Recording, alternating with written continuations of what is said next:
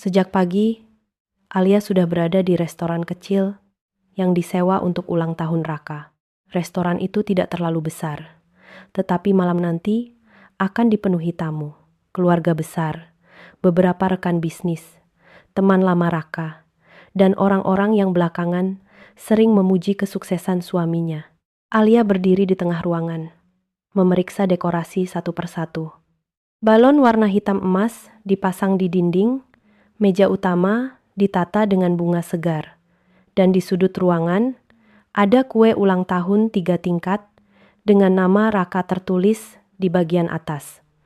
Ia juga mengecek daftar makanan, memastikan minuman cukup, dan menelepon vendor sound system yang terlambat datang. Semua orang mengira pesta itu disiapkan oleh Raka atau keluarganya. Padahal hampir semuanya diurus Alia. Dari memilih tempat, membayar uang muka, mengatur menu, sampai memastikan kursi tamu bisnis Raka berada di posisi terbaik.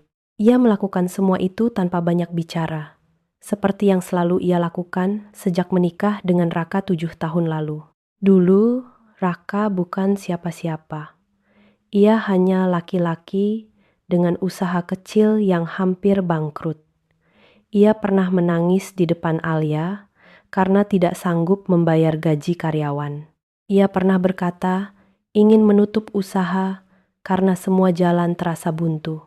Saat itu, Alia yang duduk di sampingnya dan berkata, "Kita mulai lagi pelan-pelan.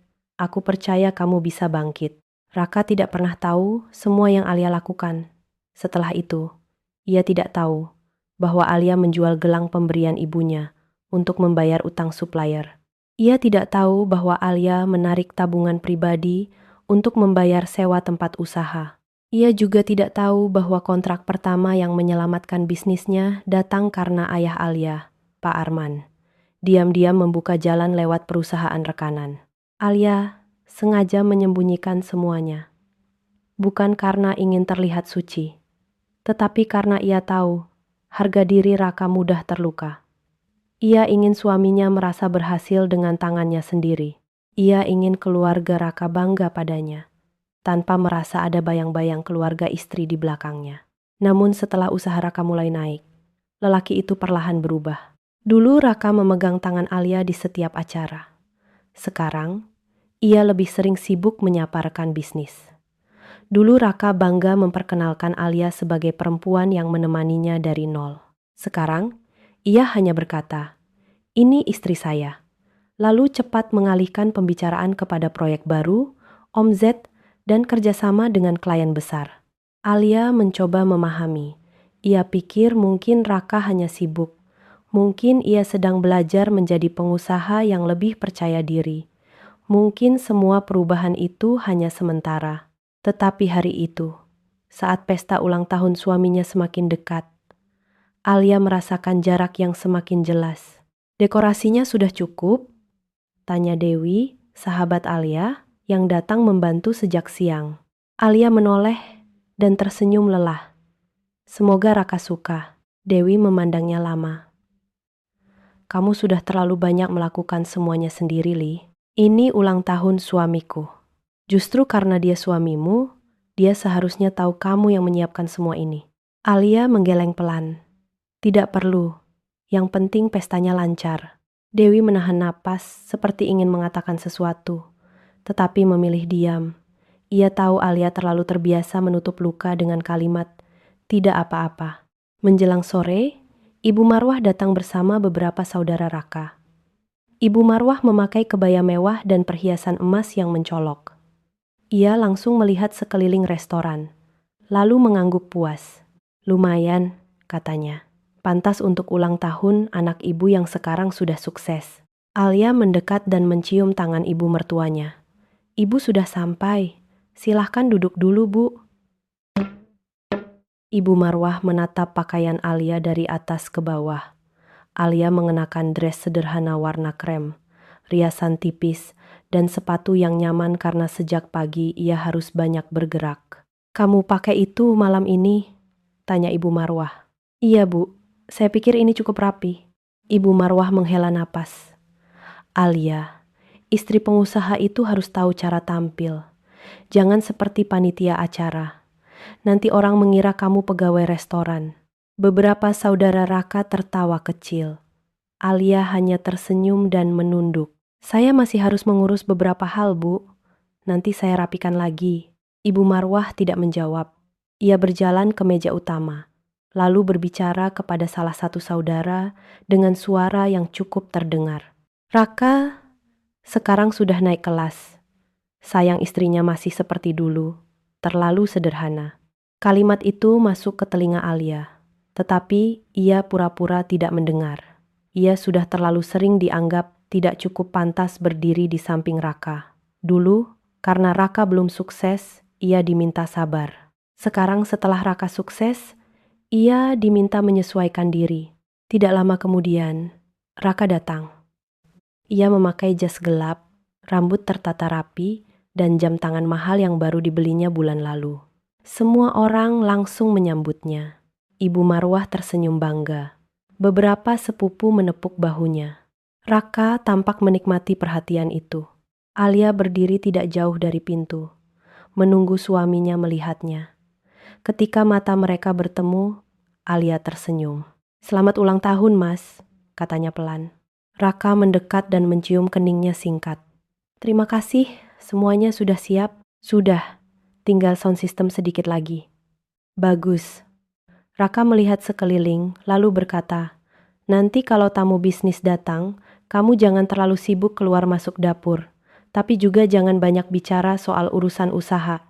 Ya, biar aku yang handle." Alia terdiam sejenak. "Aku hanya ingin membantu." "Aku tahu," jawab Raka cepat. "Tapi ini acara penting.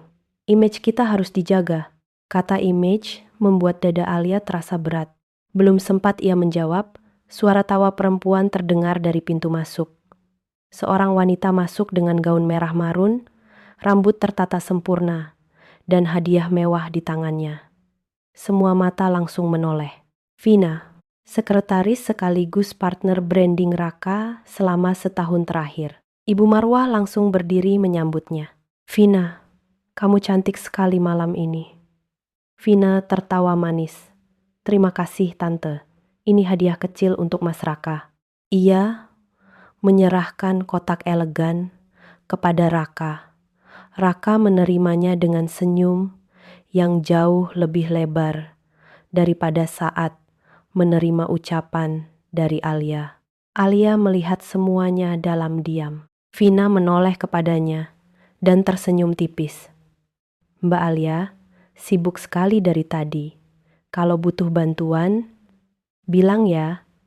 Tapi sepertinya Mbak memang lebih cocok mengatur belakang layar. Kalimat itu terdengar seperti pujian, tetapi menusuk.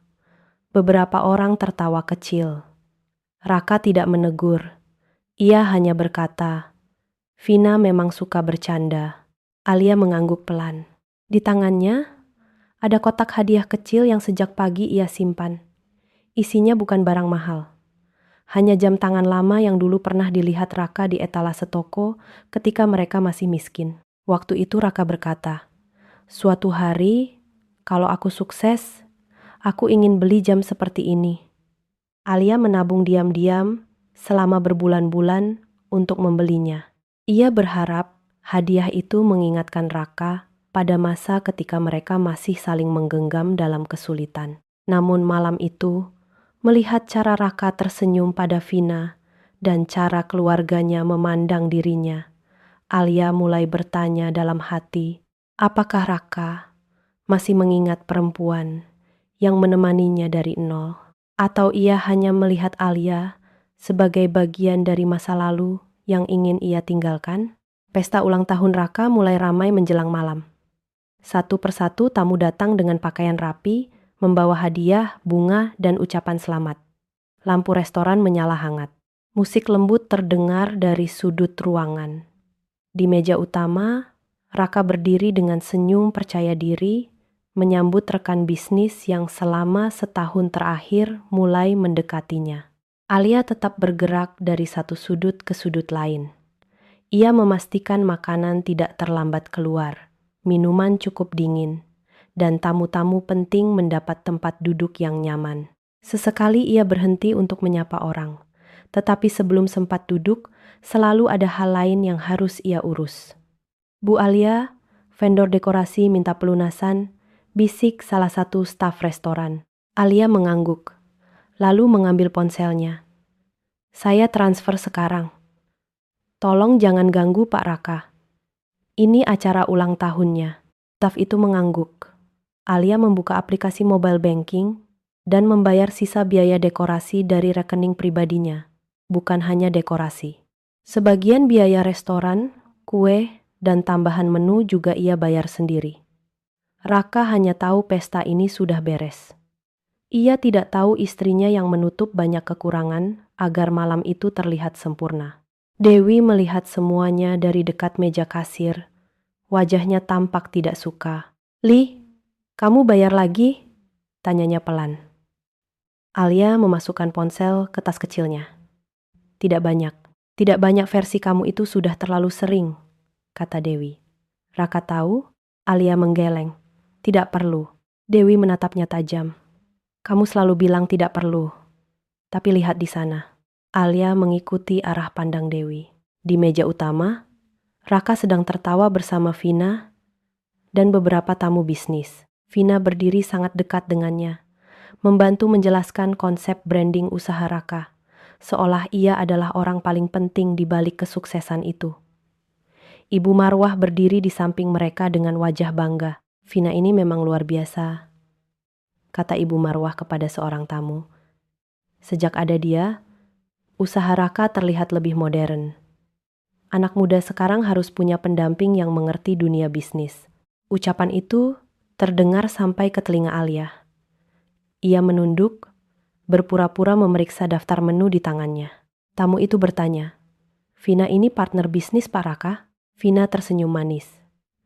"Saya hanya membantu sebisanya, Om. Mas Raka memang punya visi besar." Ibu Marwah langsung menyambung. "Tapi orang sukses tetap butuh orang yang bisa berdiri sejajar, bukan hanya orang yang sibuk di belakang." Kalimat itu membuat Dewi menoleh tajam kepada Alia. "Kamu dengar?" Alia tersenyum kecil. "Sudah biasa. Justru itu masalahnya. Kamu terlalu biasa disakiti." Alia tidak menjawab. Ia tidak ingin memperpanjang percakapan. Ia tahu Dewi marah karena menyayanginya.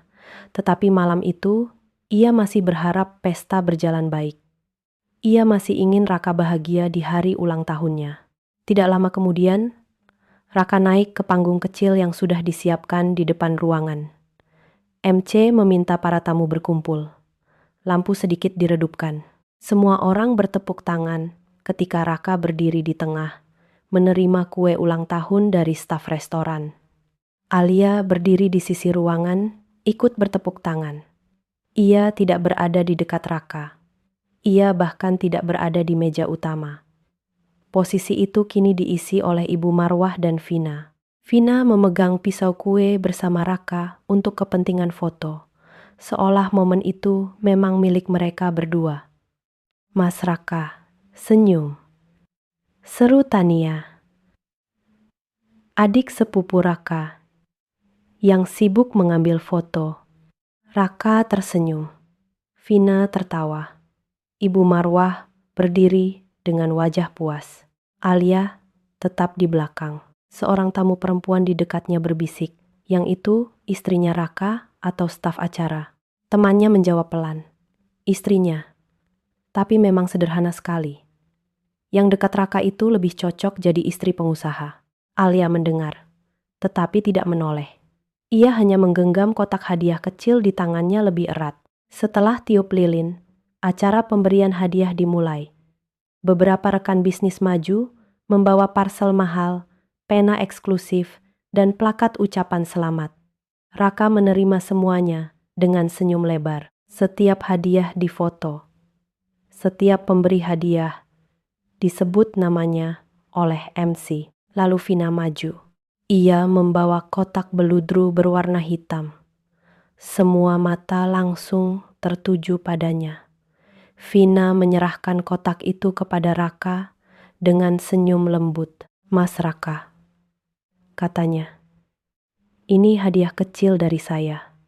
Semoga Mas selalu ingat bahwa orang besar harus berani tampil besar. Raka membuka kotak itu. Di dalamnya ada sepasang kafling mahal dengan ukiran inisial namanya. Tamu-tamu langsung bertepuk tangan. Wah, elegan sekali, kata Ibu Marwah. Vina memang tahu apa yang cocok untuk Raka. Raka tersenyum bangga. Terima kasih, Vin. Ini bagus sekali. Vina menatapnya dengan mata berbinar. Mas pantas memakai yang terbaik. Alia berdiri diam. Di tangannya ada hadiah yang jauh lebih sederhana. Jam tangan lama yang pernah Raka impikan saat mereka masih susah. Bukan barang paling mahal, tetapi bagi Alia, hadiah itu penuh kenangan. Ia membelinya bukan untuk menunjukkan status, melainkan untuk mengingatkan Raka pada janji mereka dulu. MC kemudian berkata, "Sekarang mungkin hadiah dari istri tercinta." Beberapa tamu menoleh mencari Alia. Baru saat itu sebagian orang sadar bahwa istri Raka tidak berada di meja utama. Alia menarik napas, lalu melangkah maju. Ia membawa kotak kecil itu dengan kedua tangan. Saat ia berdiri di depan Raka, suasana terasa sedikit canggung. Raka tersenyum, tetapi tidak selebar saat menerima hadiah dari Vina. "Selamat ulang tahun, Mas," kata Alia pelan. "Aku tahu ini tidak semewah hadiah lain, tapi aku harap kamu masih ingat kenapa dulu kamu ingin jam seperti ini." Raka membuka kotak itu. Wajahnya berubah sebentar. Ia memang ingat. Dulu saat usaha mereka hampir bangkrut, ia pernah berdiri lama di depan toko kecil.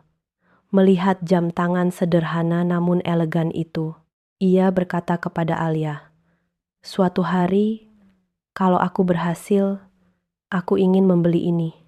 Bukan karena mahal, tapi karena aku ingin ingat hari-hari sulit yang pernah kita lewati." Alia mengingatnya. Karena itu, ia membeli jam itu.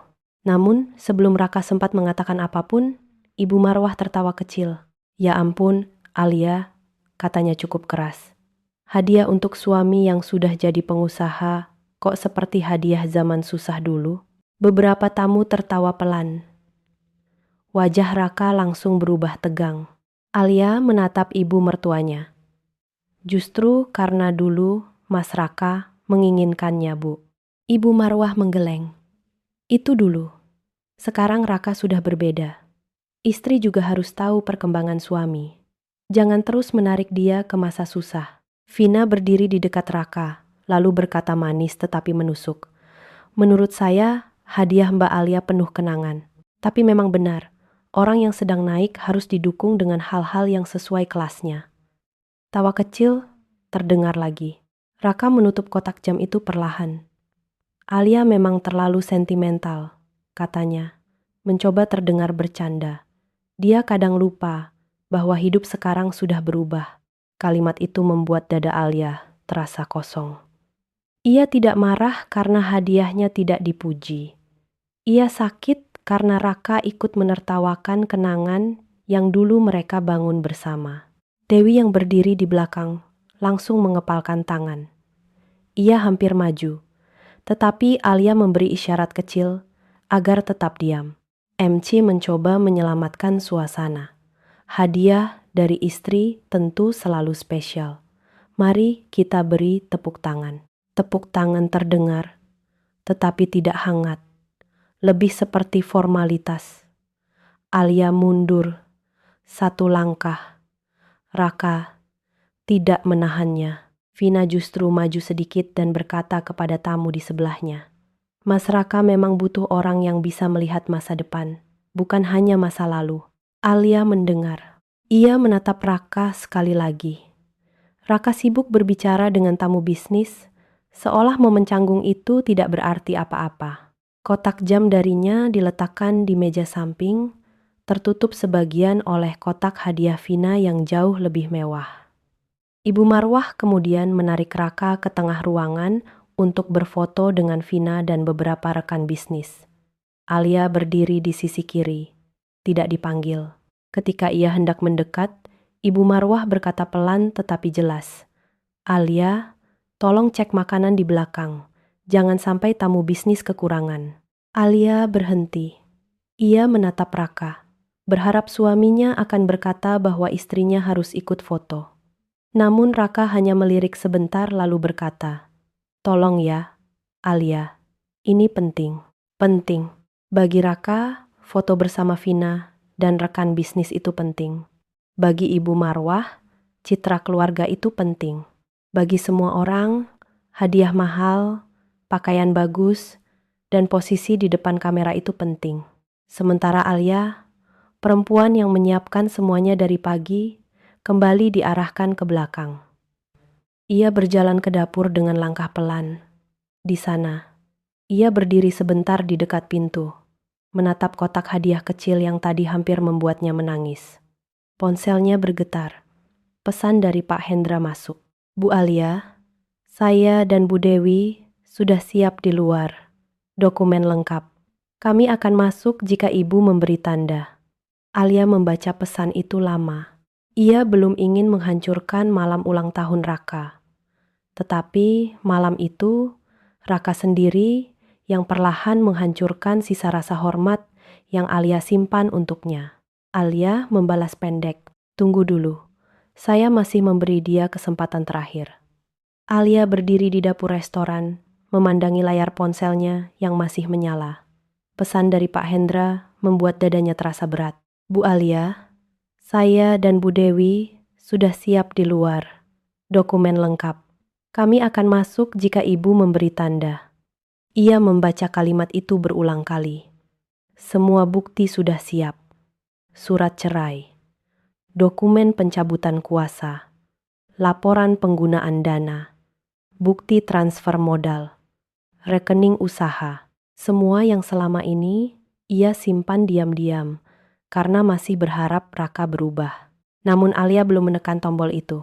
Di ruang utama, suara tawa kembali terdengar. Raka sedang berdiri bersama Vina, Ibu Marwah, dan beberapa rekan bisnis. Kotak hadiah Vina berada di meja utama, terbuka lebar agar semua orang bisa melihat kafling mahal itu. Sementara kotak jam tangan dari Alia diletakkan di sisi meja, hampir tertutup tumpukan kartu ucapan. Alia menghela napas, lalu kembali ke ruang utama. Ia tidak ingin pergi begitu saja.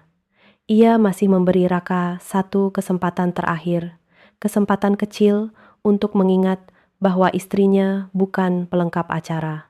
Saat Alia melangkah masuk, MC sedang meminta Raka memberi sambutan.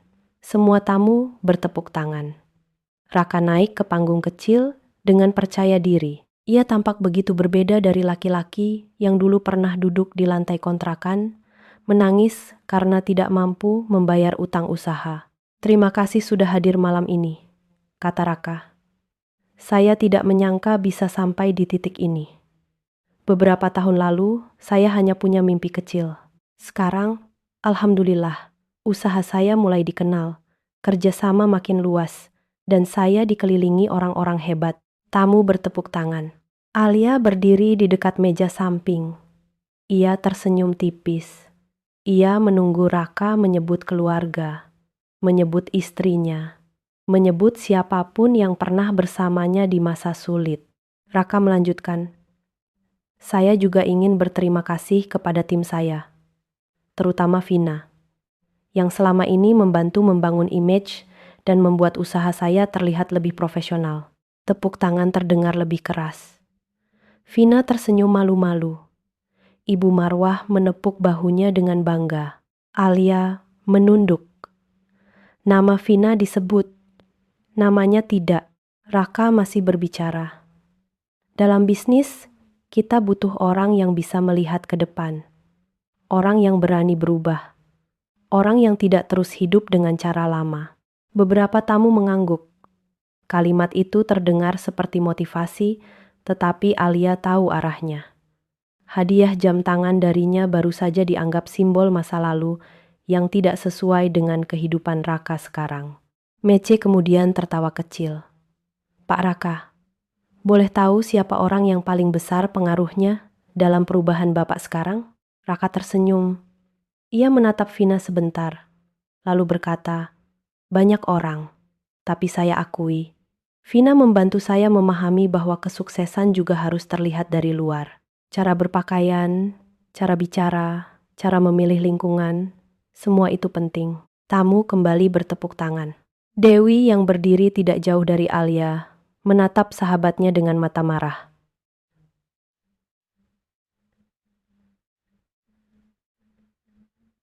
Li, bisiknya, cukup. Dia tidak pantas kamu lindungi lagi.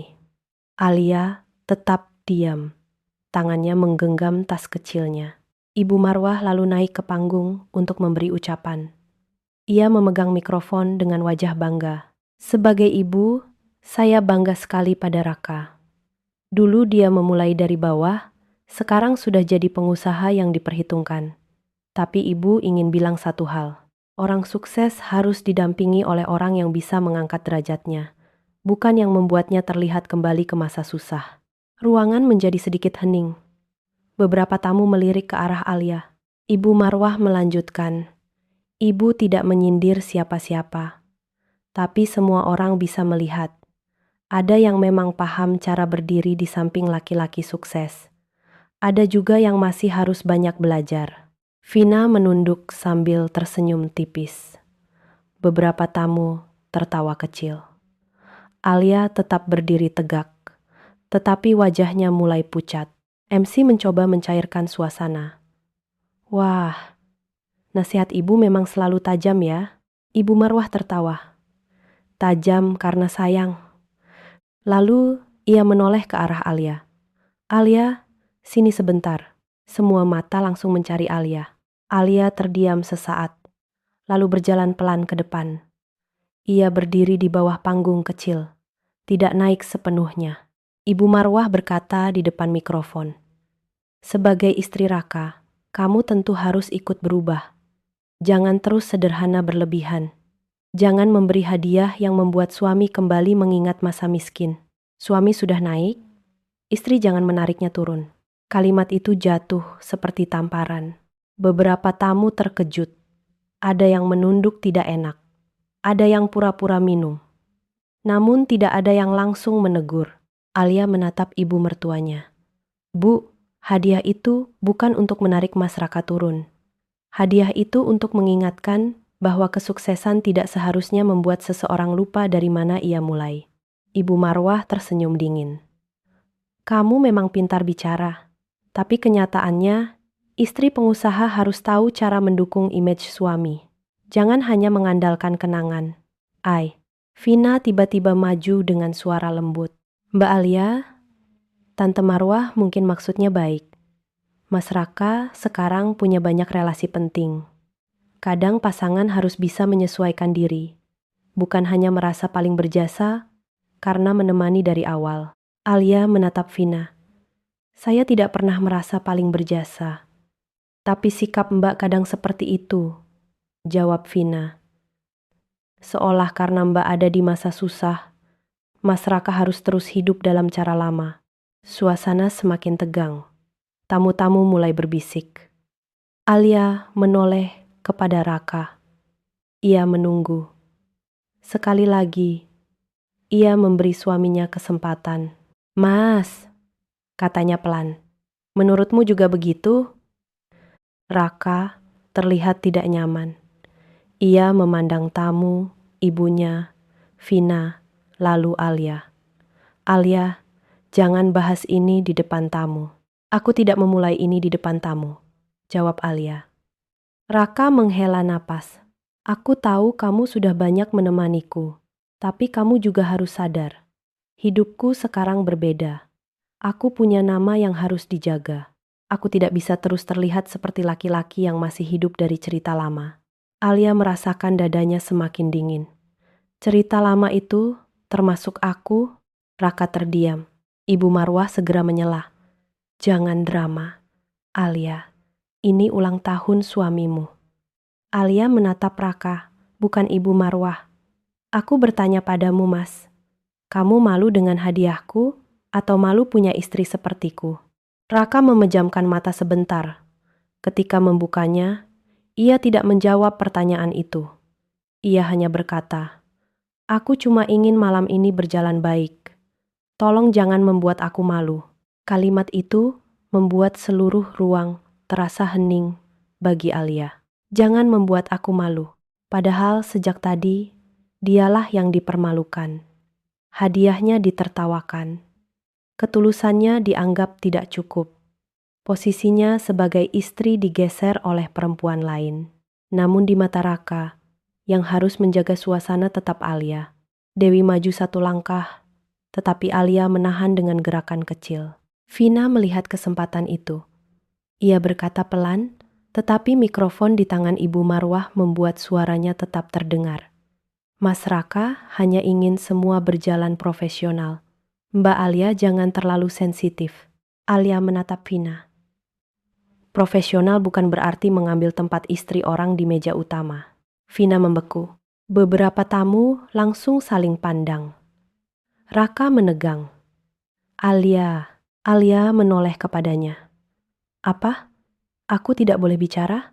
Raka mendekat dan merendahkan suara. Tetapi masih cukup terdengar oleh orang di sekitar. Kamu membuat suasana kacau. Alia tersenyum pahit. Suasana baru kacau setelah aku membela diri. Saat aku dihina, semua masih terlihat baik-baik saja. Raka terdiam. Ibu Marwah mulai kesal.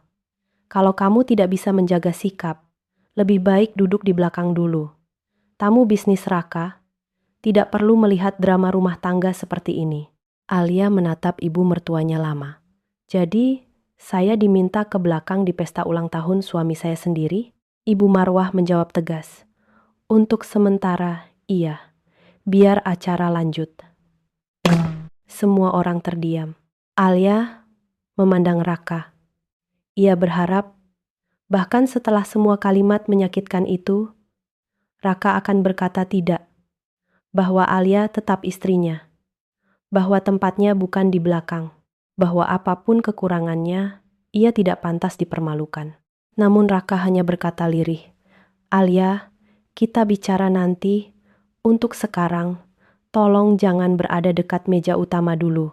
Itulah kalimat yang mematahkan sesuatu di dalam hati Alia. Ia mengangguk pelan.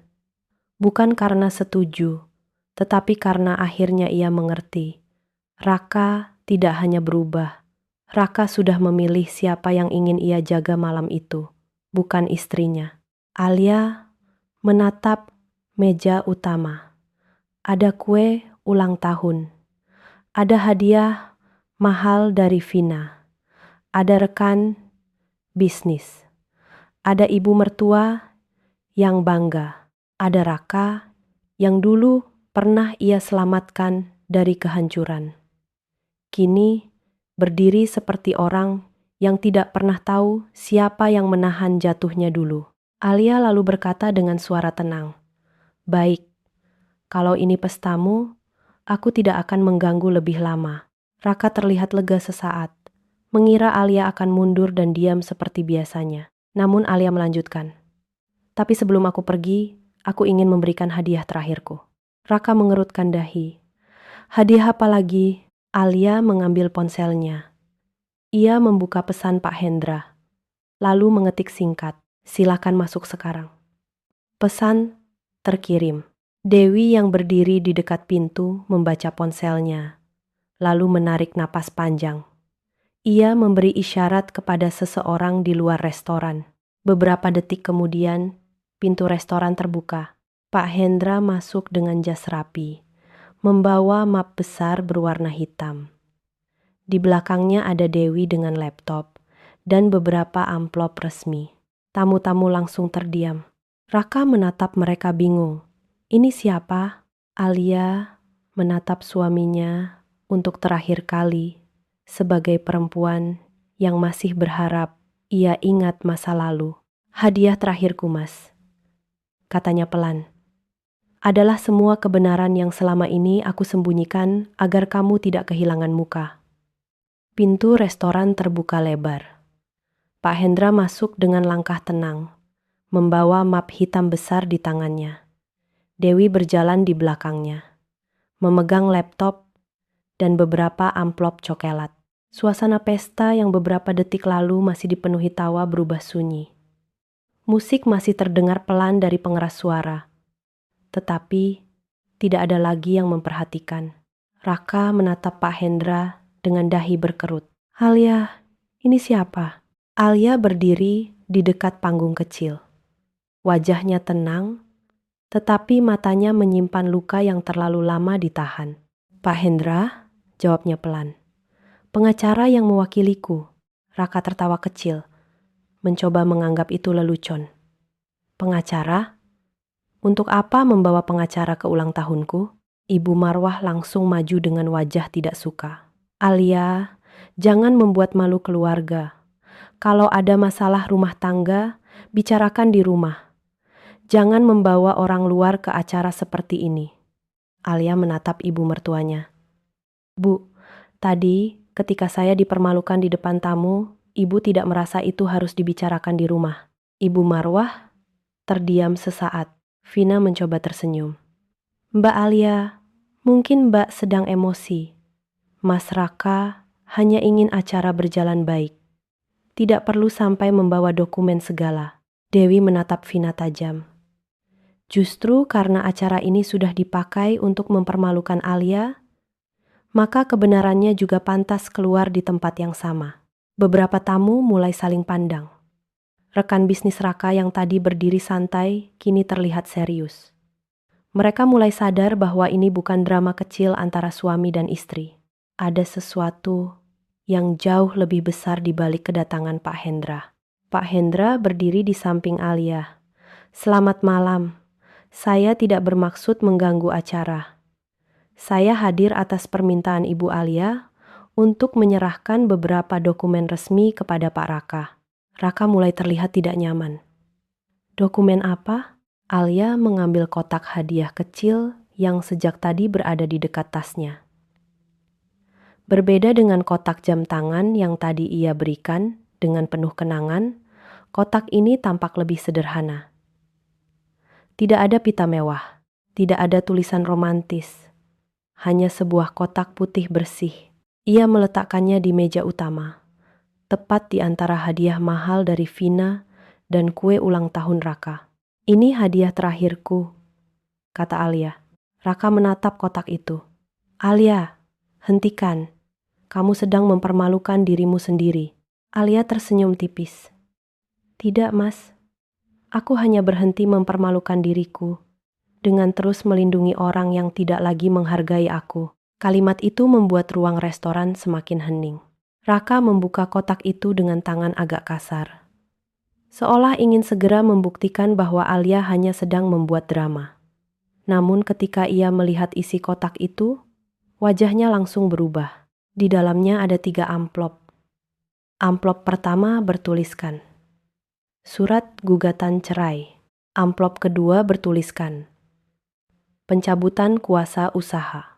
Amplop ketiga bertuliskan, "Laporan audit dana perusahaan." Raka membeku. Ibu Marwah mendekat cepat. "Apa ini?" Alia menjawab tenang. "Hadiah terakhir untuk Mas Raka. Kebebasan dari istri yang katanya tidak bisa mengikuti kelasnya." Raka mengambil amplop pertama. Tangannya mulai gemetar. Ia membaca halaman depan dokumen itu. Matanya membesar ketika melihat nama Alia sebagai pihak penggugat. "Kamu mau cerai?" tanyanya lirih. Alia menatapnya. "Malam ini kamu sendiri yang menunjukkan bahwa aku sudah tidak punya tempat di sampingmu. Ini karena sedikit masalah di pesta?" Raka mencoba meninggikan suara, tetapi terdengar panik. "Alia, jangan kekanak-kanakan." Dewi langsung menyela. "Sedikit masalah? Istrimu dipermalukan di depan tamu, disuruh menjauh dari meja utama, hadiahnya ditertawakan, dan kamu masih menyebut ini sedikit masalah?" Raka menatap Dewi dengan marah. "Ini urusan rumah tanggaku," Alia berkata pelan. "Rumah tangga yang kamu biarkan ditertawakan tadi di depan semua orang." Raka tidak bisa menjawab. Pak Hendra lalu membuka amplop kedua. Dokumen ini adalah pencabutan kuasa atas nama Pak Raka untuk mengelola sebagian aset, rekening operasional, dan kontrak kerjasama yang modal awalnya berasal dari pihak Ibu Alia. Raka langsung menoleh. Apa maksudnya modal awal dari Alia? Beberapa rekan bisnis Raka mulai berdiri lebih dekat. Ibu Marwah tampak bingung. Vina, yang sejak tadi mencoba, tetap tenang mulai pucat. Alia menatap Raka lama. Mas, usaha kamu tidak bangkit hanya karena Vina membantu branding. Vina tersentak. Mbak Alia, jangan bawa nama saya. Dah, Alia tidak mengalihkan pandangan dari Raka. Usaha kamu bangkit karena utang supplier dilunasi. Karena sewa tempat usaha dibayar. Karena kontrak pertama dibuka lewat jaringan papa. Karena saat kamu hampir menyerah, ada orang yang diam-diam menutup lubang agar kamu masih bisa berdiri. Raka menatap Alia seperti tidak mengenalnya. Kamu bohong. Pak Hendra mengeluarkan beberapa lembar bukti transfer. Semua tercatat. Transfer dari rekening pribadi Ibu Alia untuk pembayaran supplier, penjualan perhiasan pribadi, dana talangan dari perusahaan Pak Arman melalui rekanan, dan surat perjanjian bahwa bantuan tersebut diberikan tanpa diumumkan agar Pak Raka tetap menjaga citra sebagai pemilik usaha mandiri. Satu persatu dokumen diletakkan di meja. Tamu-tamu mulai berbisik. Jadi modal awal dari istrinya? Selama ini Raka bilang dia bangun sendiri. Pantas bisnisnya tiba-tiba naik. Wajah Raka memerah. Ia seperti ingin marah, tetapi tidak tahu kepada siapa. Kepada Alia karena membuka semuanya, atau kepada dirinya sendiri karena selama ini terlalu percaya pada cerita kesuksesan yang ia buat sendiri. Ibu Marwah mengambil salah satu dokumen dengan tangan gemetar. Ia membaca angka-angka di sana, lalu menatap Alia. Kamu yang bayar semua ini? Alia menjawab.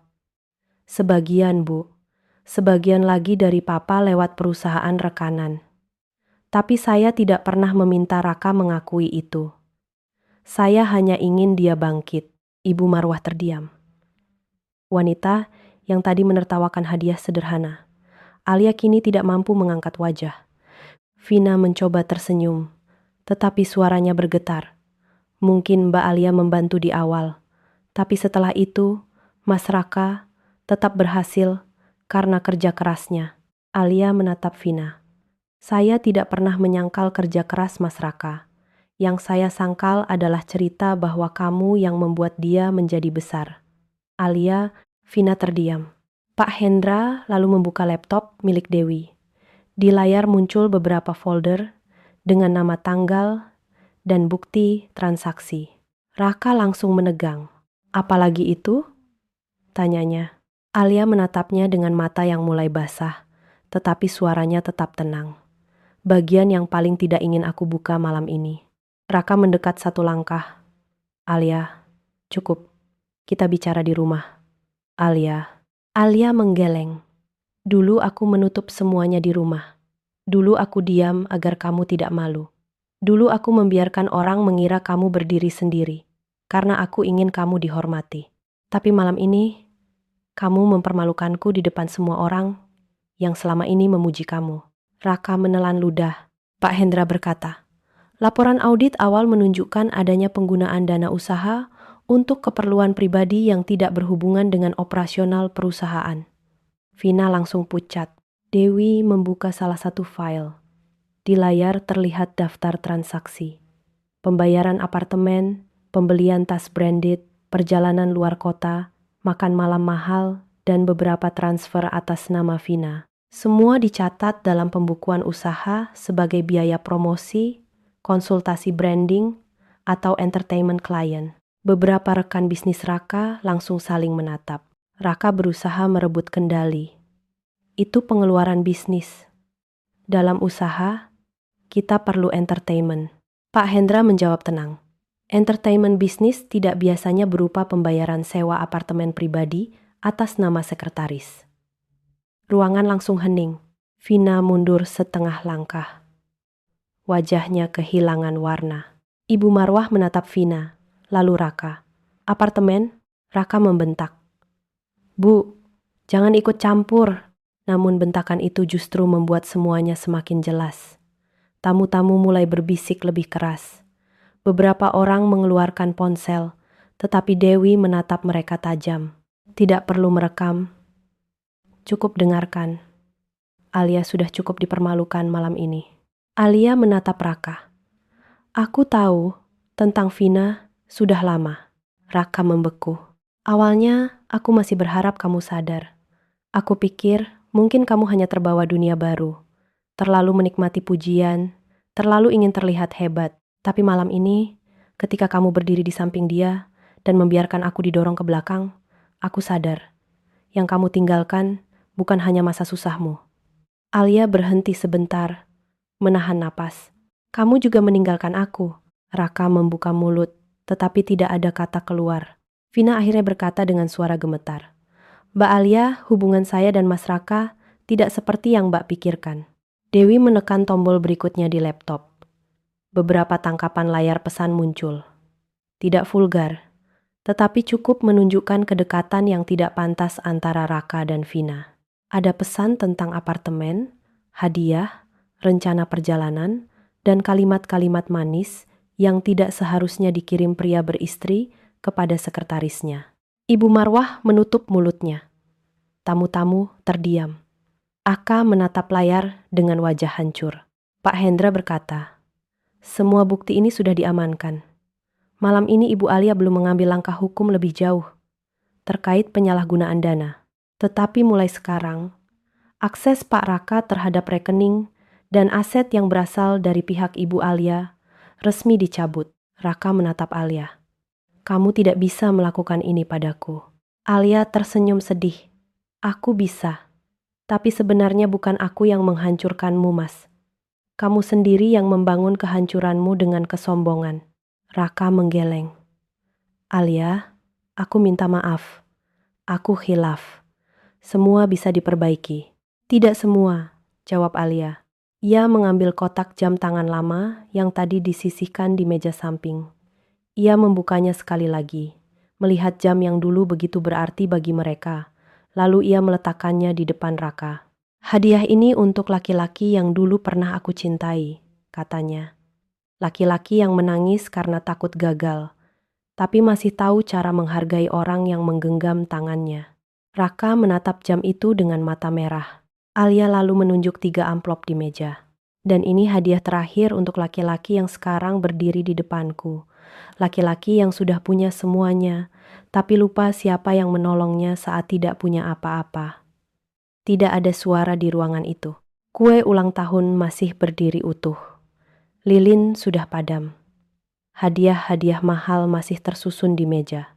Tetapi pesta itu tidak lagi merayakan kelahiran Raka. Malam itu berubah menjadi malam ketika semua topeng kesuksesannya mulai jatuh satu persatu. Raka berdiri kaku di objek-objek.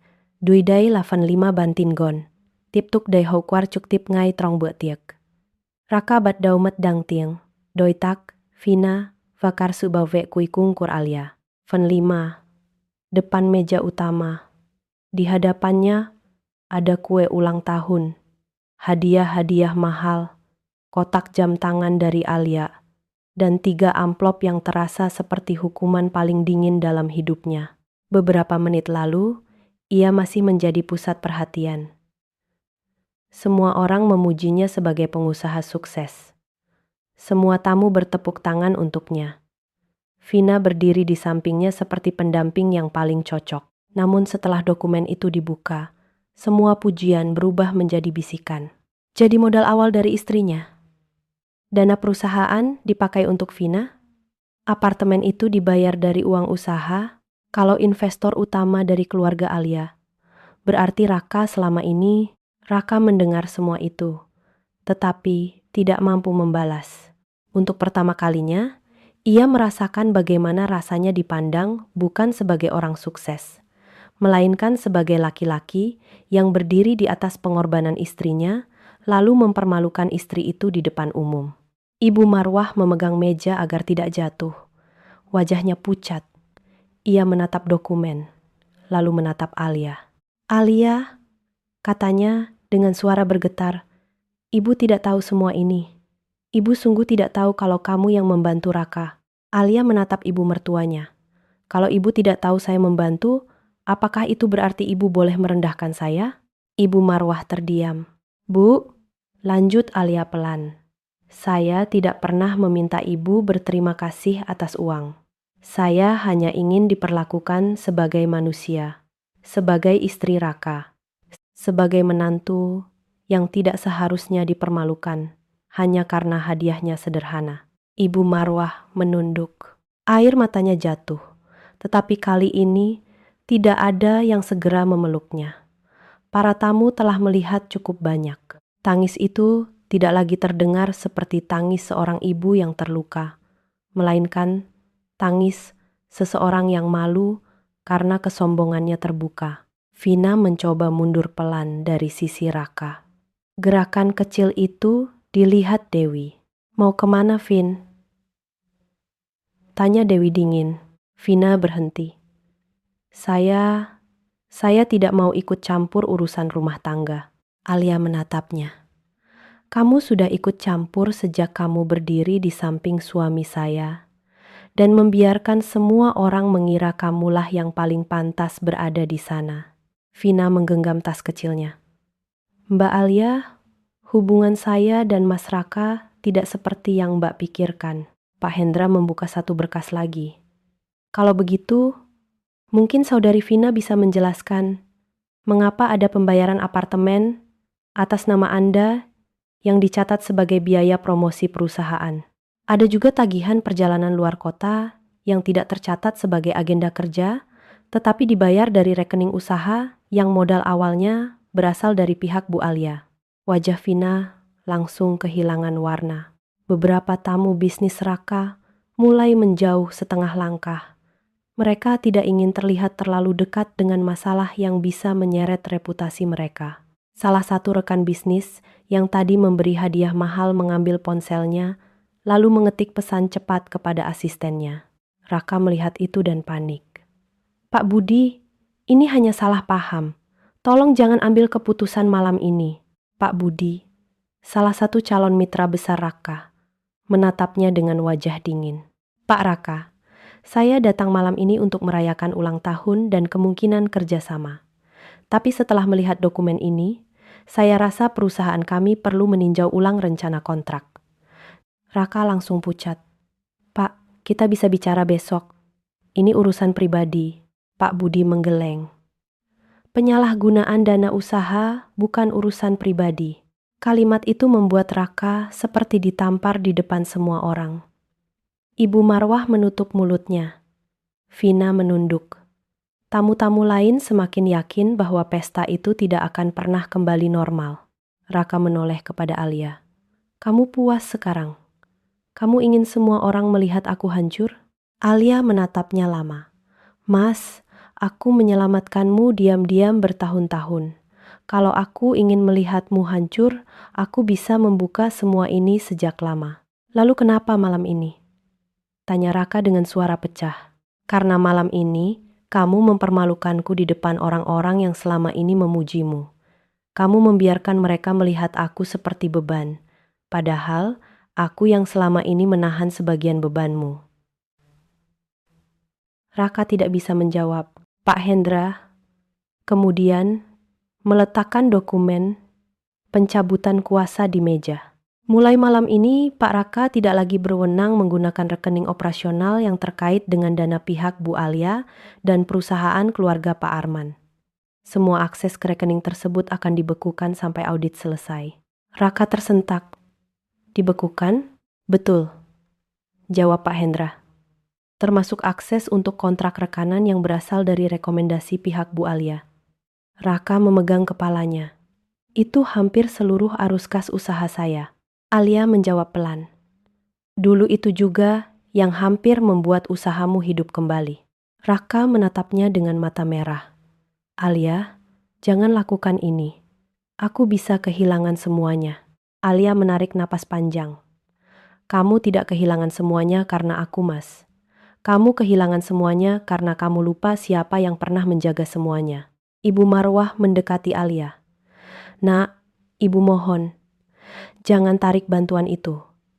Raka bisa jatuh. Karyawan bisa terdampak. Nama keluarga bisa hancur. Alia menatap ibu mertuanya dengan mata basah. Bu, saat saya dihina tadi, ibu meminta saya duduk di belakang agar nama keluarga tidak rusak. Sekarang setelah nama Raka terancam, ibu baru bicara soal keluarga. Ibu Marwah menangis lebih keras. Ibu salah. Iya, Bu, jawab Alia. Tapi kesalahan ibu bukan hanya karena tidak tahu saya membantu. Kesalahan ibu karena merasa berhak merendahkan saya. Ruangan kembali hening. Dewi membuka file terakhir di laptop. Li, bagian ini perlu dibuka juga. Alia diam sesaat. Ia melihat Raka.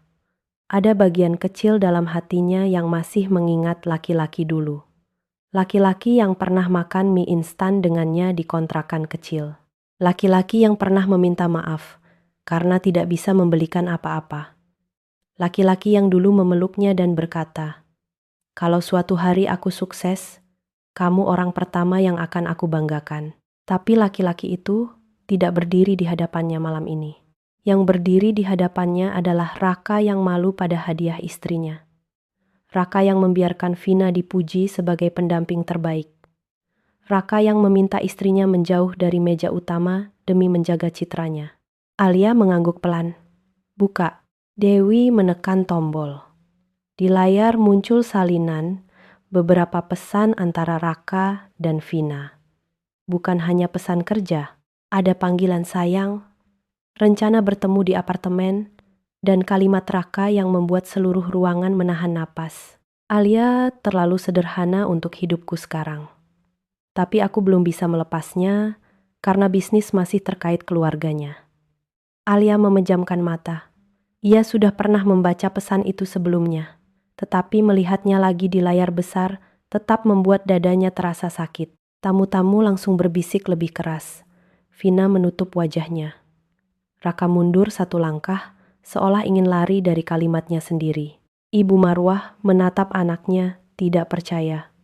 Raka menggeleng. Bu, itu hanya emosi. Aku tidak sungguh-sungguh. Alia membuka mata. Tapi, kamu cukup sungguh-sungguh untuk menulisnya. Raka mendekat. Alia, aku salah.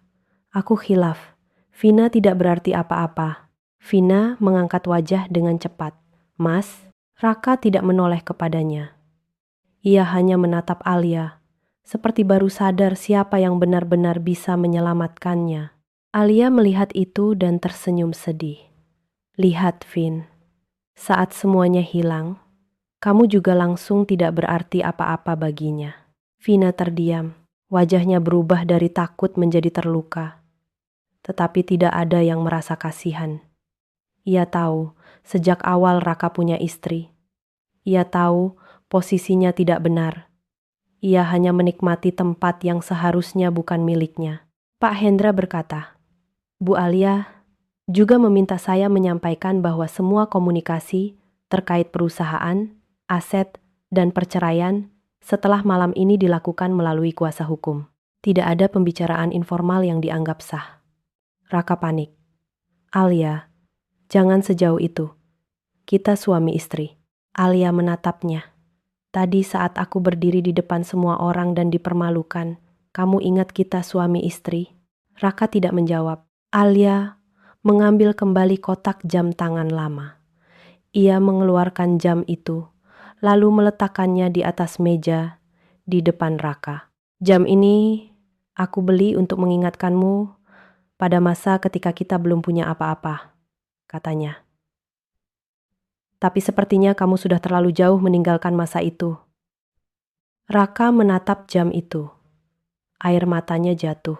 Aku masih bisa berubah, ucapnya. Mungkin, jawab Alia. Tapi aku tidak harus menunggu di tempat yang sama sambil terus dihina. Ia lalu mengambil tasnya. Ibu Marwah mencoba memegang tangan Alia. Jangan pergi dulu. Pesta ini sudah kacau. Kalau kamu pergi, semua orang akan tahu rumah tangga kalian bermasalah. Alia melepaskan tangan itu dengan halus. Semua orang sudah tahu, Bu. Yang membedakan hanya malam ini, mereka tahu penyebabnya bukan saya. Ibu Marwah menangis tanpa suara. Pak Budi dan beberapa rekan bisnis mulai berpamitan. Tidak ada lagi ucapan selamat ulang tahun. Tidak ada lagi foto bersama. Mereka hanya menyalami Raka dengan sikap canggung, lalu keluar satu persatu. Setiap orang yang pergi terasa seperti satu pintu bisnis yang tertutup. Raka berdiri lemas. Vina duduk di kursi dengan wajah pucat, seolah baru sadar bahwa semua hadiah mahal, apartemen, dan perhatian yang ia terima berasal dari uang yang kini akan diaudit. Ibu Marwah terduduk di kursi utama, memandangi kue ulang tahun yang masih utuh. Kue itu seharusnya menjadi simbol keberhasilan Raka. Kini, di hadapan semua orang, kue itu hanya menjadi saksi malam ketika Raka kehilangan wajah, bisnis, dan istrinya sekaligus. Alia berdiri di depan pintu restoran bersama Dewi dan Pak Hendra. Sebelum keluar, ia menoleh kepada Raka. "Selamat ulang tahun, Mas," katanya pelan. "Semoga hadiah terakhirku membuatmu ingat bahwa orang yang kamu permalukan malam ini adalah orang yang dulu paling takut melihatmu jatuh." Setelah itu, Alia pergi, dan untuk pertama kalinya, Raka tidak dikelilingi tepuk tangan. Ia hanya dikelilingi oleh sisa pesta yang runtuh bersama kesombongannya. Pintu restoran tertutup pelan setelah Alia pergi bersama Dewi dan Pak Hendra. Suara kecil itu terdengar sangat jelas di telinga Raka, seolah bukan hanya pintu restoran yang tertutup, tetapi juga pintu terakhir yang selama ini masih dibuka Alia untuknya. Beberapa detik, Raka hanya berdiri tanpa bergerak. Di depannya, kue ulang tahun masih utuh. Lilin sudah padam. Hadiah-hadiah mahal masih tersusun rapi. Namun semua itu tidak lagi terasa seperti tanda keberhasilan. Semuanya berubah menjadi saksi kejatuhannya. Raka tiba-tiba tersadar dan berlari menuju pintu. Ia keluar ke halaman restoran. Tetapi mobil Alia sudah bergerak meninggalkan area parkir. Raka ingin mengejar, namun Dewi menurunkan kaca jendela dan menatapnya dengan wajah dingin. "Jangan kejar dia malam ini," kata Dewi. "Dia sudah cukup lama mengejar kamu saat kamu tidak punya apa-apa." Mobil itu pergi. Raka berdiri di tempatnya. Angin malam terasa dingin. Tetapi yang membuat tubuhnya gemetar bukan udara. Ia baru saja kehilangan perempuan yang bertahun-tahun menutup kekurangannya, membayar diam-diam kesalahannya, dan menjaga wajahnya di depan semua orang. Ketika Raka kembali masuk ke restoran, suasananya sudah berubah sepenuhnya. Para tamu tidak lagi duduk santai.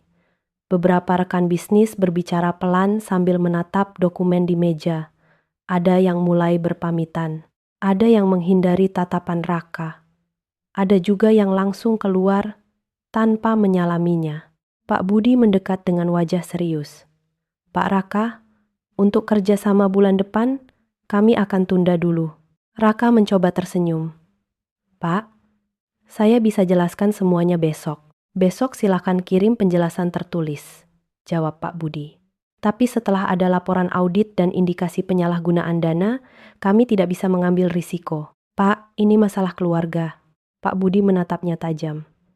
"Kalau dana usaha dipakai untuk apartemen pribadi dan hadiah seorang sekretaris, itu bukan hanya masalah keluarga." Raka tidak mampu membalas. Kata-kata itu terdengar seperti palu yang menghantam sisa harga dirinya. Di sudut ruangan, Vina berdiri dengan wajah pucat. Ia mencoba mengambil tasnya diam-diam, tetapi Ibu Marwah melihatnya. "Kamu mau kemana?" tanya Ibu Marwah dengan suara bergetar. Vina menelan ludah. "Tante, saya rasa lebih baik saya pulang. Ini urusan keluarga." Ibu Marwah menatapnya dengan marah dan kecewa. "Tadi, kamu berdiri di samping Raka seperti orang paling penting. Sekarang, setelah semuanya terbuka, kamu bilang ini urusan keluarga?" Vina tidak menjawab. Raka menoleh kepada Vina. Untuk pertama kalinya malam itu, Ia melihat perempuan itu tanpa cahaya pesta, tanpa gaun mewah, tanpa senyum manis di depan tamu. Yang ada hanya rasa takut. Takut terseret audit.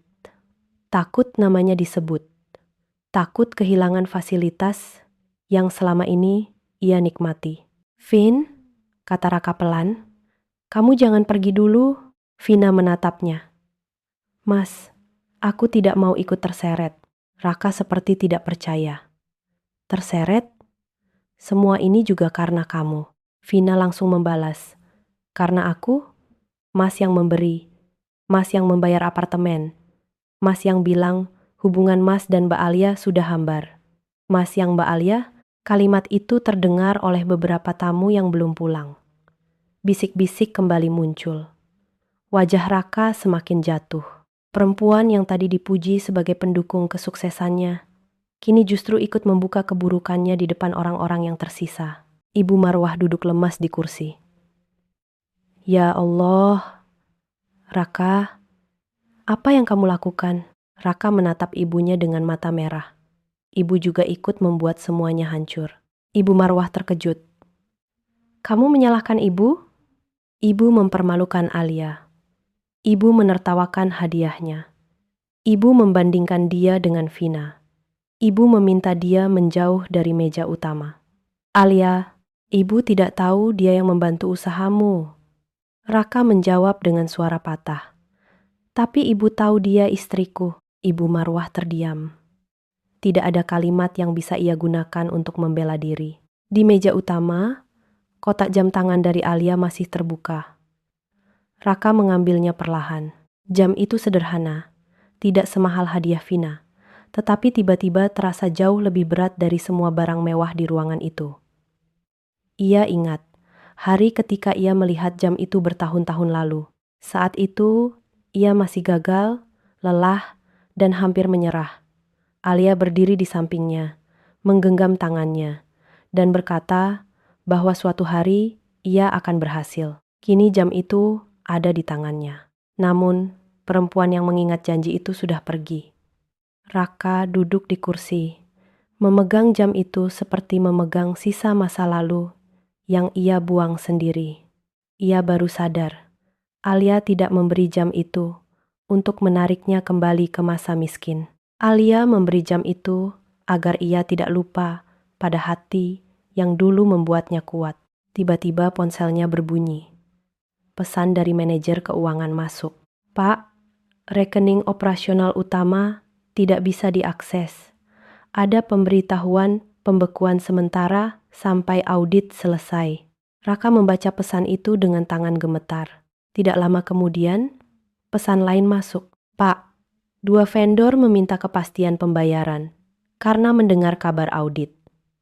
Lalu pesan ketiga, "Pak, calon klien yang hadir malam ini minta meeting ditunda." Satu persatu, pintu yang selama ini terbuka mulai tertutup. Raka menatap layar ponsel, lalu menatap restoran yang kini hampir kosong. Para staf mulai membereskan meja. Kue ulang tahun dipindahkan tanpa dipotong. Balon-balon masih menempel di dinding, tetapi tidak lagi terlihat meriah.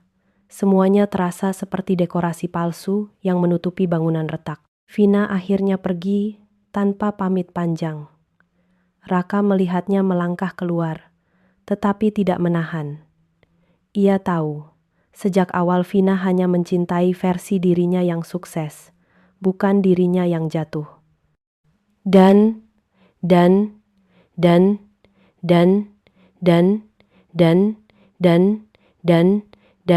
Ibu Marwah menangis pelan. "Raka, kamu harus minta Alia kembali. Kalau dia tidak kembali, kamu bisa kehilangan usaha." Raka menatap ibunya. "Bu, sampai sekarang ibu masih memikirkan usaha?" Ibu Marwah terdiam. "Aku kehilangan istri," lanjut Raka. "Perempuan yang menjual perhiasannya untuk menyelamatkanku. Perempuan yang membayar hutangku tanpa membuatku malu.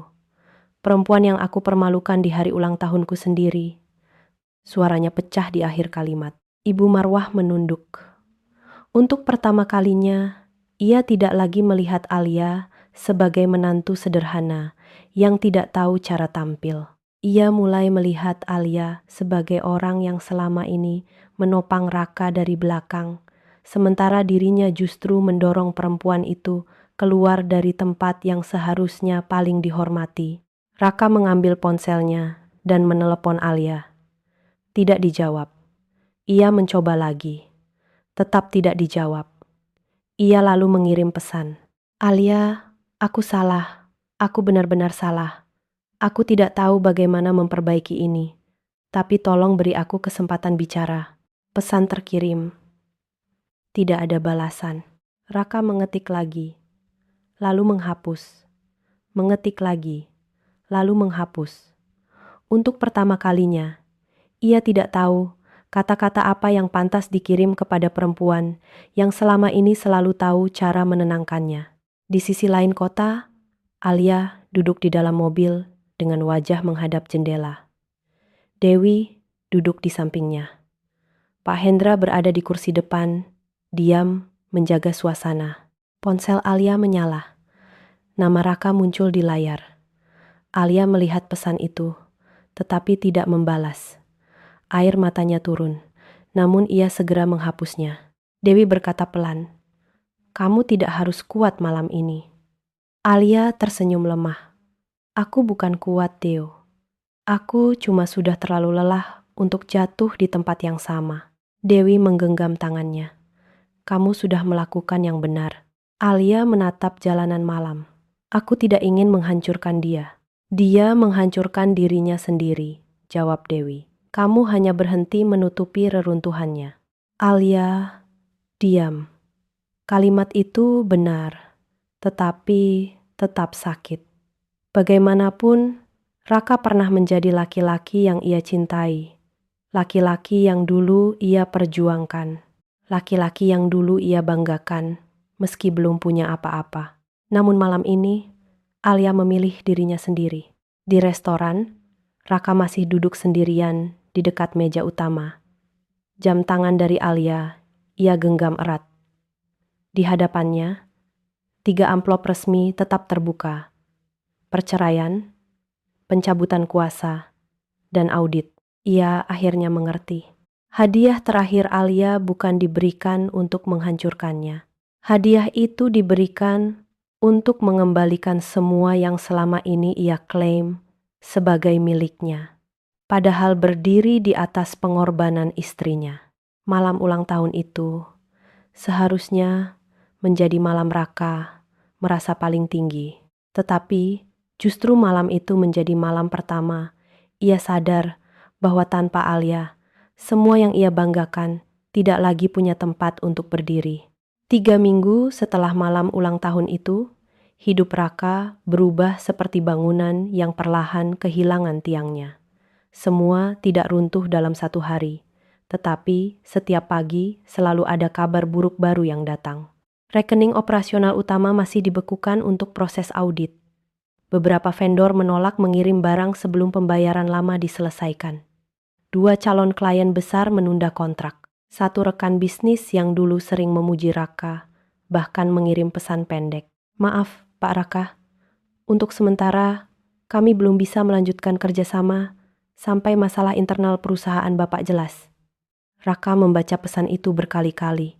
Kata masalah internal terdengar sangat sopan, tetapi ia tahu maksud sebenarnya. Mereka sudah mendengar tentang pesta ulang tahun itu. Mereka sudah tahu bahwa dana usaha digunakan untuk hal-hal pribadi. Mereka sudah tahu bahwa kesuksesan yang Raka banggakan ternyata berdiri di atas bantuan Alia dan keluarga Pak Arman. Di kantor kecilnya, beberapa karyawan mulai gelisah. Mereka tidak tahu semua detail, tetapi cukup tahu bahwa perusahaan sedang bermasalah. Raka mencoba terlihat tenang di depan mereka, tetapi wajahnya tidak bisa berbohong. Matanya lelah, rambutnya berantakan, dan ponselnya tidak pernah berhenti bergetar oleh tagihan, pembatalan meeting, dan pesan dari vendor. Vina juga tidak lagi datang ke kantor. Awalnya, ia beralasan sakit. Lalu, ia berkata butuh waktu menenangkan diri. Setelah itu, nomor teleponnya sulit dihubungi. Apartemen yang dulu dibayar dari dana usaha sudah ia tinggalkan. Barang-barang mewah yang pernah ia banggakan menghilang satu persatu dari media sosialnya. Suatu sore, Raka menerima pesan terakhir darinya. "Mas, aku tidak mau ikut terseret lebih jauh. Aku harap Mas bisa menyelesaikan masalah ini baik-baik." Raka menatap layar ponsel dengan senyum pahit. Perempuan yang dulu berkata, ia pantas memakai yang terbaik, ternyata pergi ketika yang terbaik itu tidak lagi bisa diberikan. Vina tidak mencintai Raka yang jatuh. Ia hanya menyukai Raka yang berdiri di bawah lampu pesta, memakai jas mahal dan dikelilingi pujian. Saat itulah Raka teringat Alia. Alia pernah melihatnya jatuh berkali-kali. Alia pernah duduk di sampingnya saat ia tidak punya uang. Alia pernah berkata, "Tidak apa-apa," ketika makan malam mereka hanya mie instan. Alia pernah menghapus air matanya ketika ia merasa gagal sebagai laki-laki. Dan perempuan itu justru yang ia permalukan di depan semua orang. Di rumah, Ibu Marwah tidak lagi berbicara sekeras dulu. Ia jarang keluar ke arisan. Jika bertemu saudara, ia lebih banyak menunduk. Kabar tentang pesta ulang tahun Raka sudah menyebar di keluarga besar. Orang-orang tidak membicarakannya secara terang-terangan, tetapi tatapan mereka cukup membuat Ibu Marwah malu. Dulu ia bangga berkata, "Raka sukses karena darah keluarga kami kuat." Sekarang ia tidak sanggup mengucapkan kalimat itu lagi. Suatu malam, Ibu Marwah duduk di ruang tamu bersama Raka. Rumah terasa sepi. Tidak ada lagi Vina yang datang membawa hadiah mahal. Tidak ada lagi tamu bisnis yang memuji. Tidak ada lagi Alia yang diam-diam memastikan makanan tersedia. Dan obat Ibu Marwah tidak terlambat dibeli. "Raka," kata Ibu Marwah pelan, "kamu sudah hubungi Alia?" Raka menatap ibunya. "Sudah, tapi dia tidak membalas banyak. Ibu ingin minta maaf langsung." Raka tertawa pelan, tetapi suaranya terdengar lelah. "Ibu ingin minta maaf karena menyesal atau karena usaha kita jatuh?" Ibu Marwah terdiam. Pertanyaan itu menyakitkan, tetapi ia tidak bisa marah. Karena jauh di dalam hati, ia tahu sebagian rasa takutnya memang datang dari bisnis yang runtuh. Ia takut kehilangan nama keluarga. Ia takut kehilangan gaya hidup. Ia takut saudara-saudara tahu bahwa keluarga yang ia banggakan ternyata pernah diselamatkan menantu yang ia rendahkan. Namun ada hal lain yang juga mulai tumbuh. Rasa malu karena benar-benar telah menyakiti Alia. "Ibu salah," ucap Ibu Marwah akhirnya. "Ibu terlalu memandang orang dari penampilan. Ibu pikir Alia tidak cukup pantas untuk kamu. Padahal, ibu yang tidak pantas diperlakukan baik olehnya." Raka menunduk. Untuk pertama kalinya, ibunya tidak menyalahkan Alia. Keesokan harinya, Raka datang ke kantor Pak Hendra. Ia tidak berani langsung datang ke rumah Alia. Setelah malam itu, semua komunikasi resmi memang harus melalui pengacara. Pak Hendra menerima Raka di ruang kerja yang dingin dan rapi. Di atas meja, ada map berisi dokumen perceraian dan audit. "Saya ingin bertemu Alia," kata Raka. Pak Hendra menatapnya. "Bu Alia belum bersedia bertemu empat mata. Saya hanya ingin minta maaf. Permintaan maaf bisa disampaikan tertulis." Raka mengepalkan tangan lalu melepasnya lagi. "Pak, saya suaminya." Pak Hendra menjawab tenang. "Status suami tidak menghapus luka yang Bapak sebabkan." Raka terdiam. Pak Hendra melanjutkan, "Bu Alia tidak melarang komunikasi. Tetapi untuk sementara, semua pembicaraan terkait bisnis, aset, dan perceraian tetap melalui saya. Jika Bapak ingin bicara sebagai pribadi, Bapak harus menunggu sampai beliau siap." Raka menelan ludah. Apakah dia benar-benar ingin bercerai? Pak Hendra tidak langsung menjawab. Ia membuka salah satu dokumen. "Yang saya tahu, Bu Alia sudah terlalu lama memberi kesempatan. Malam ulang tahun itu bukan awal masalah. Itu hanya titik ketika beliau berhenti menutup mata. Kalimat itu membuat Raka menunduk. Beberapa hari kemudian, Alia akhirnya setuju bertemu.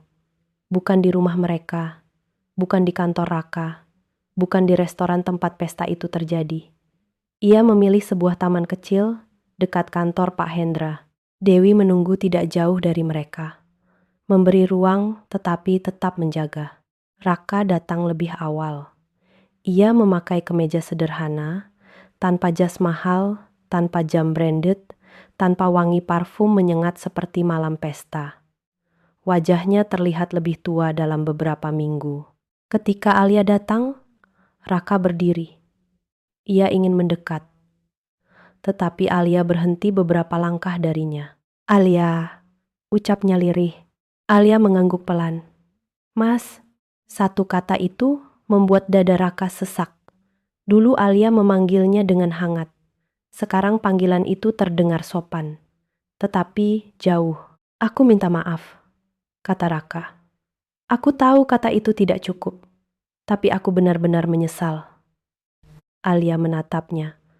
"Aku percaya kamu menyesal." Raka mengangkat wajah, sedikit berharap. "Tapi penyesalanmu datang setelah semuanya terbuka." Lanjut Alia. "Setelah rekening dibekukan, setelah Vina pergi, setelah rekan bisnismu mundur, setelah kamu benar-benar merasa kehilangan." Raka terdiam. Ia ingin membantah, tetapi tidak bisa. Alia berkata lebih pelan. "Aku tidak tahu apakah kamu menyesal karena menyakitiku, atau karena kehilangan semua yang dulu aku bantu jaga." "Aku menyesal karena kehilangan kamu," jawab Raka cepat. Alia menatapnya lama. "Kalau begitu, jawab satu hal. Jika malam itu Pak Hendra tidak masuk, jika dokumen tidak dibuka, jika aku tetap diam seperti biasanya, apakah kamu akan berhenti mempermalukanku?" Raka seperti kehilangan suara. Jawaban itu ada dalam diamnya. Alia tersenyum sedih. "Itulah yang membuatku lelah, Mas. Aku harus membawa bukti, pengacara, audit, dan surat cerai, hanya untuk membuat kamu sadar bahwa aku berharga." Air mata Raka jatuh. "Aku bodoh." "Iya," jawab Alia. "Tapi kebodohanmu membuat aku hancur di depan orang-orang yang dulu memujimu." Raka menunduk. "Apa tidak ada jalan kembali?" Alia diam cukup lama. Angin sore bergerak pelan. Di kejauhan, Dewi menatap mereka dengan wajah khawatir. "Aku belum tahu," kata Alia akhirnya. "Mungkin suatu hari aku bisa memaafkan. Tapi aku tidak bisa kembali ke rumah yang membuatku merasa harus terus membuktikan bahwa aku bukan beban." "Aku akan berubah." "Berubahlah," jawab Alia. "Tapi jangan hanya agar aku pulang. Berubahlah karena kamu memang harus berhenti menjadi laki-laki yang baru menghargai istri setelah kehilangan perlindungannya." Raka menangis tanpa suara. Alia mengambil amplop kecil dari tasnya dan menyerahkannya kepada Raka. Raka membukanya dengan tangan gemetar. Di dalamnya ada foto lama mereka berdua di depan toko kecil saat Raka baru merintis usaha. Di belakang foto itu ada tulisan tangan Alia. "Aku pernah percaya kamu akan menjadi besar tanpa melupakan hati kecilmu." Raka menatap foto itu lama. Dadanya terasa sesak. Alia berkata pelan, "Aku memberikan ini bukan untuk membuatmu makin hancur. Aku hanya ingin kamu ingat, yang kamu kehilangan bukan hanya istri, bisnis, atau uang. Kamu kehilangan dirimu yang dulu." Setelah berkata begitu, Alia berdiri. Raka ikut berdiri. "Alia, aku harus pergi," katanya. "Kita masih bisa bicara lagi?" Alia menatapnya. "Bisa, tapi bukan untuk mengulang janji kosong. Kalau kita bicara lagi, aku ingin melihat perubahan, bukan hanya penyesalan." Raka mengangguk pelan. Alia berjalan pergi bersama Dewi. Kali ini, Raka tidak mengejar. Ia hanya berdiri di taman, menggenggam foto lama itu, seperti menggenggam sesuatu yang tidak bisa ia beli kembali. Di hari ulang tahunnya, Raka kehilangan tepuk tangan. Beberapa minggu kemudian, ia mulai kehilangan bisnis.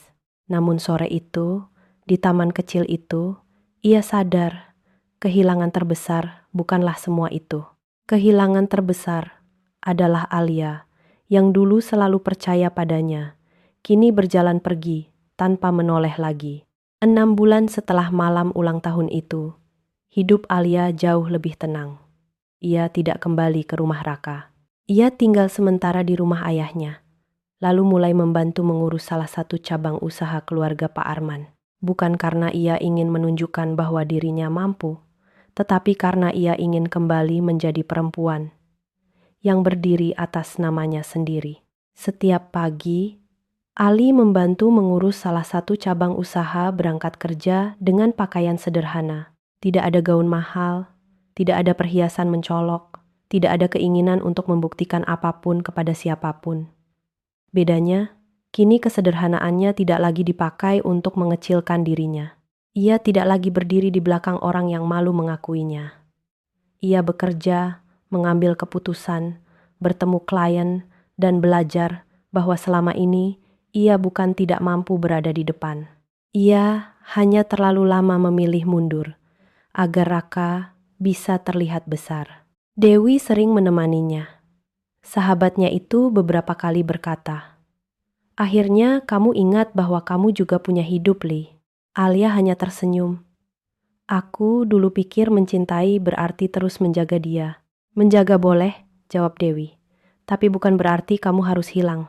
Kalimat itu pelan-pelan menjadi pegangan Alia. Sementara itu, Raka benar-benar merasakan akibat dari semua yang terjadi. Usahanya tidak langsung tutup, tetapi kehilangan banyak hal penting. Rekening yang berkaitan dengan modal Alia tetap diaudit. Beberapa kontrak besar batal. Vendor meminta pembayaran lebih cepat. Klien yang dulu mengejarnya kini menjaga jarak. Nama Raka tidak lagi terdengar sebagai pengusaha muda yang naik cepat, tetapi sebagai laki-laki yang jatuh karena terlalu sombong pada orang yang menolongnya. Kantornya yang dulu ramai, kini lebih sepi. Beberapa karyawan terbaik mengundurkan diri karena takut perusahaan tidak stabil. Raka mencoba bertahan dengan sisa proyek kecil, tetapi semuanya terasa berat.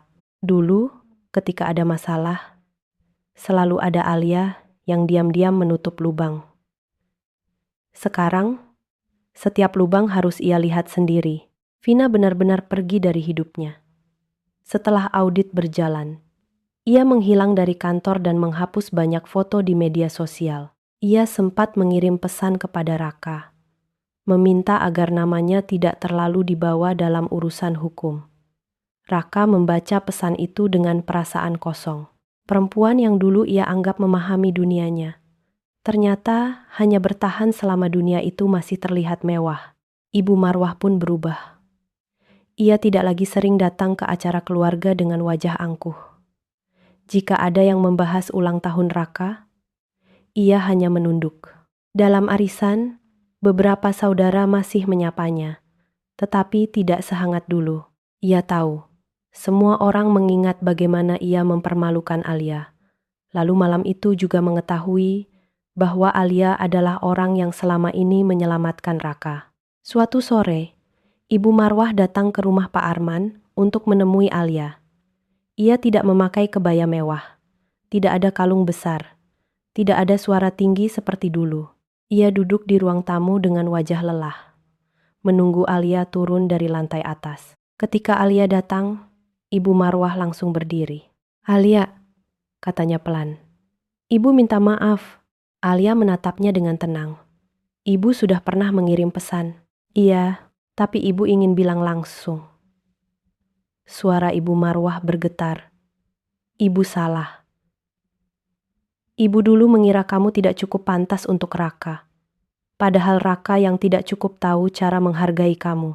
Ibu menertawakan hadiahmu, menyuruhmu menjauh dari meja utama, dan membiarkan Vina berdiri di tempat yang seharusnya milikmu."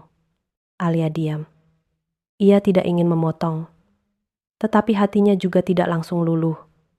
Ibu Marwah melanjutkan. Dulu ibu pikir kamu hanya istri sederhana yang tidak mengerti dunia Raka. Sekarang ibu tahu, kamu justru orang yang membuat dunia Raka tetap berdiri. Alia menarik napas panjang. Bu, saya tidak butuh diakui karena uang saya.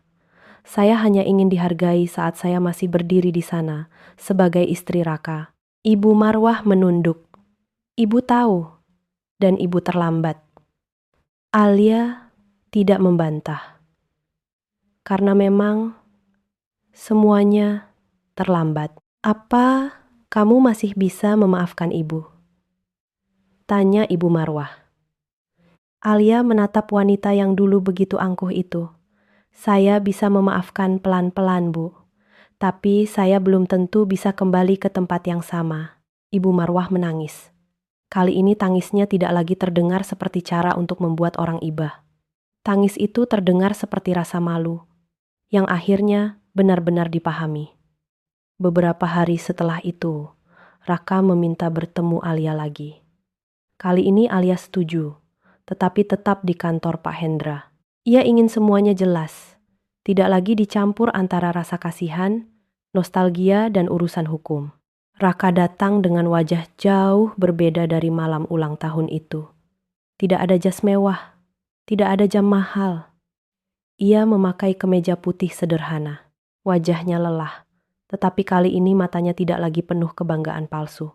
Alia, katanya ketika mereka duduk berhadapan, aku sudah menandatangani semua dokumen audit yang diminta Pak Hendra. Alia mengangguk. Terima kasih. Aku juga akan mengembalikan dana yang terpakai untuk Vina. Mungkin tidak bisa sekaligus, tapi aku akan cicil. Itu urusan hukum dan perusahaan, jawab Alia. Pak Hendra yang akan mengatur. Raka menunduk. Ia sadar Alia sedang menjaga jarak. Dulu, semua masalah ia bawa kepada Alia sebagai suami. Sekarang, Alia hanya berbicara kepadanya, seperti seseorang yang sedang menyelesaikan urusan resmi. Aku datang bukan hanya soal dokumen, kata Raka pelan. Aku ingin bilang, aku kehilangan semuanya karena aku sendiri, bukan karena kamu. Alia menatapnya. Dulu aku marah karena kamu membuka semuanya di pesta. Lanjut Raka. Aku merasa kamu menghancurkan aku. Tapi sekarang aku sadar, kamu hanya berhenti menutupi kebohongan yang aku bangun sendiri. Alia diam cukup lama. Aku tidak pernah ingin menghancurkanmu, Mas. Aku tahu sekarang. Kalau malam itu kamu membelaku sekali saja, suara Alia mulai melemah. Mungkin semuanya tidak harus dibuka seperti itu. Raka menunduk. Air matanya jatuh. Aku tahu, aku menunggu kamu berdiri di sampingku. Bukan sebagai pengusaha, bukan sebagai anak Ibu Marwah, bukan sebagai laki-laki yang takut kehilangan image. Aku hanya menunggu kamu menjadi suamiku. Raka tidak bisa menjawab. Kalimat itu lebih menyakitkan daripada semua kontrak yang hilang. Aku masih mencintaimu, Li, katanya akhirnya. Alia memejamkan mata sebentar. Kalimat itu dulu mungkin akan membuatnya goyah. Tapi kini ia sudah belajar bahwa cinta tidak cukup jika tidak disertai rasa hormat. Aku juga pernah sangat mencintaimu, jawabnya pelan. Mungkin sebagian perasaan itu masih ada. Tapi aku tidak bisa terus hidup dari kenangan tentang kamu yang dulu. Raka mengangkat wajah. Aku tidak tahu akhir kita akan seperti apa, lanjut Alia. Tapi untuk sekarang, aku memilih berpisah secara baik-baik. Aku perlu sembuh tanpa terus berada di dekat orang yang membuatku mempertanyakan harga diriku sendiri. Raka menangis tanpa suara. Ia tahu, Alia tidak mengatakannya karena benci. Justru itu yang membuatnya semakin sakit. Perempuan itu sudah sampai pada titik tenang, bukan lagi marah. Dan ketenangan itu berarti ia benar-benar siap pergi. Apakah suatu hari ada kesempatan? Tanya Raka. Alia menatapnya lama. Mungkin hidup selalu memberi kesempatan kepada orang untuk berubah. Tapi kesempatan untuk kembali tidak bisa diminta hanya karena kamu menyesal. Itu harus dibuktikan dengan waktu. Raka mengangguk pelan. Aku akan berubah. Meski kamu tidak kembali, itu baru benar, kata Alia. Jangan berubah hanya untuk membuatku pulang. Berubahlah karena kamu tidak boleh lagi menjadi laki-laki yang mempermalukan orang yang mencintaimu.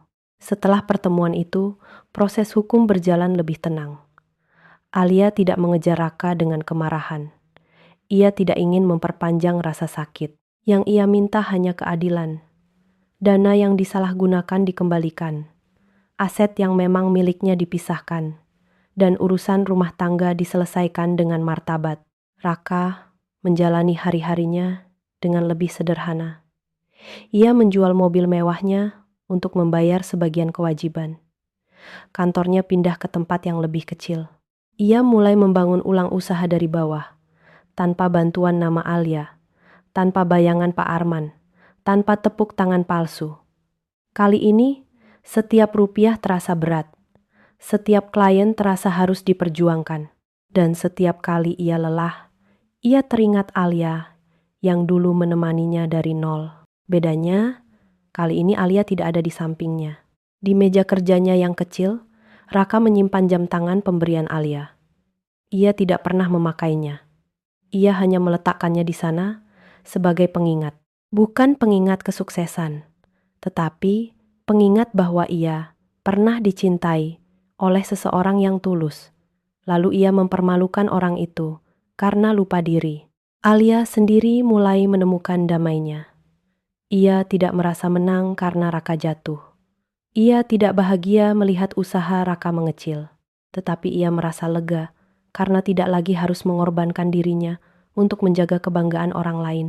Pada suatu malam, Dewi bertanya, "Kamu menyesal membuka semuanya di pesta?" Alia menatap langit dari balkon rumah ayahnya. "Kadang aku sedih karena harus sampai seperti itu. Tapi menyesal?" Alia menggeleng pelan. "Tidak. Aku sudah terlalu lama memberi dia tempat untuk memperbaiki semuanya diam-diam.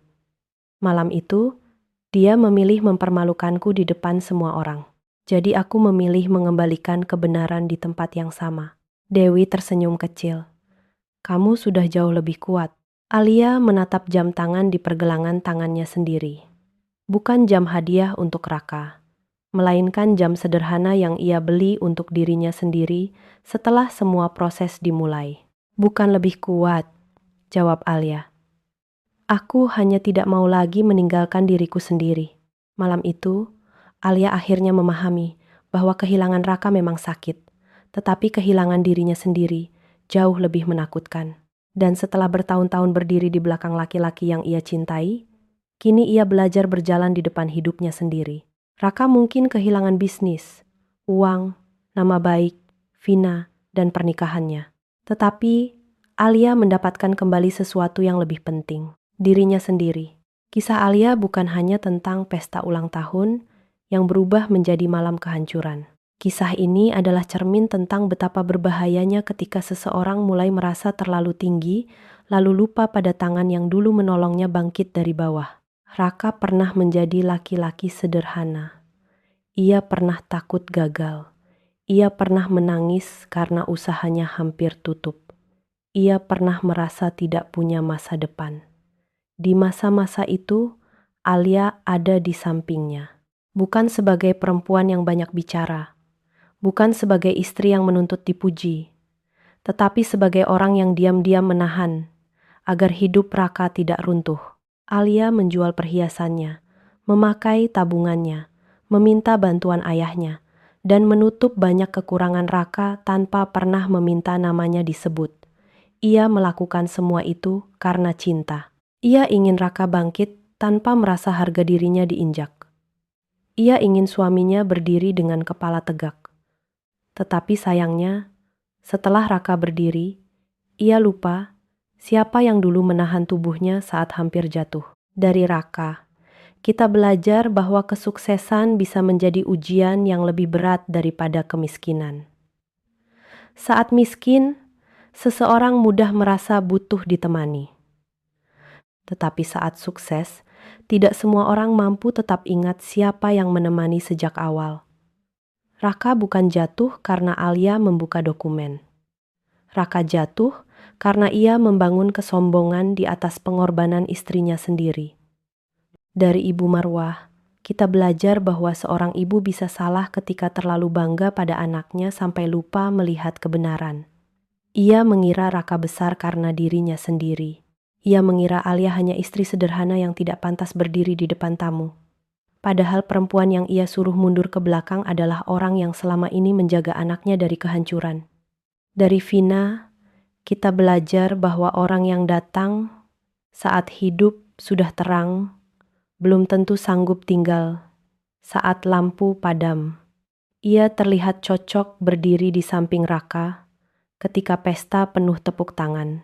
Tetapi begitu audit dibuka, begitu dana dibekukan, begitu status Raka runtuh, ia memilih pergi. Karena tidak semua orang yang memuji kesuksesan benar-benar mencintai orang di balik kesuksesan itu.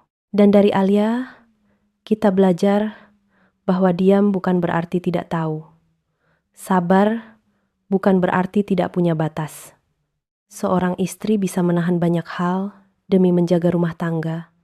Tetapi ketika harga dirinya diinjak di depan banyak orang, ia berhak berdiri dan mengembalikan kebenaran ke tempat yang sama. Hadiah terakhir Alia bukan sekadar surat cerai, bukan sekadar pencabutan kuasa, bukan sekadar laporan audit. Hadiah terakhir itu adalah cermin. Cermin yang membuat Raka melihat siapa dirinya setelah kesuksesan mengubah hatinya. Cermin yang membuat Ibu Marwah melihat kesombongannya. Cermin yang membuat Vina terlihat jelas. Dan cermin yang membuat semua tamu paham bahwa orang yang dipermalukan malam itu bukanlah orang yang lemah. Jangan mempermalukan orang yang pernah menyelamatkanmu diam-diam. Karena saat ia berhenti melindungimu, kamu mungkin baru sadar bahwa semua yang kamu banggakan selama ini berdiri di atas pengorbanannya. Jangan menertawakan hadiah sederhana dari orang yang tulus. Bisa jadi hadiah itu menyimpan sejarah yang lebih mahal daripada barang mewah manapun. Jam tangan yang diberikan Alia bukan hanya benda. Itu adalah ingatan tentang masa ketika Raka masih punya hati yang rendah. Tetapi Raka memilih menertawakannya karena ia lebih terpukau pada hadiah mahal dari orang yang datang setelah semuanya terlihat berhasil. Dalam rumah tangga, seseorang tidak hanya butuh dicintai saat terlihat hebat. Ia juga butuh dihargai saat sedang sederhana. Ia butuh dibela saat dipermalukan. Ia butuh diakui bukan hanya di belakang pintu, tetapi juga di depan orang-orang yang sedang menilai. Alia tidak pergi karena ingin menghancurkan Raka. Ia pergi karena terlalu lama menghancurkan dirinya sendiri demi menjaga nama baik Raka. Ia tidak membuka kebenaran untuk balas dendam. Ia membuka kebenaran karena semua kebohongan sudah terlalu lama berdiri di atas diamnya. Pada akhirnya, Raka kehilangan banyak hal. Ia kehilangan bisnis yang dulu ia banggakan. Ia kehilangan kepercayaan investor. Ia kehilangan Vina yang ternyata hanya mencintai hidup mewahnya. Ia kehilangan tepuk tangan para tamu. Tetapi kehilangan terbesarnya bukan itu. Kehilangan terbesarnya adalah Alia. Perempuan yang dulu percaya padanya saat ia bukan siapa-siapa. Perempuan yang pernah takut melihatnya jatuh. Perempuan yang diam-diam membangun jalan untuknya. Perempuan yang akhirnya pergi ketika ia sudah terlalu tinggi untuk mengingat siapa yang membuatnya bisa berdiri. Maka sebelum merasa hebat, ingatlah siapa yang menemanimu saat kamu belum punya apa-apa. Sebelum merendahkan orang yang sederhana, ingatlah bahwa mungkin dialah yang paling banyak berkorban. Sebelum mempermalukan pasangan di depan orang lain, ingatlah bahwa luka yang dibuat di depan banyak orang tidak bisa disembuhkan hanya dengan maaf yang diucapkan pelan-pelan. Karena ada orang yang bisa memaafkan, tetapi tidak semua orang akan kembali setelah harga dirinya dihancurkan. Dan hadiah terakhir dari orang yang terluka kadang bukan benda. Kadang hadiah terakhir itu adalah kepergiannya. Kepergian yang membuatmu sadar bahwa saat ia masih ada, kamu sebenarnya sudah memiliki segalanya.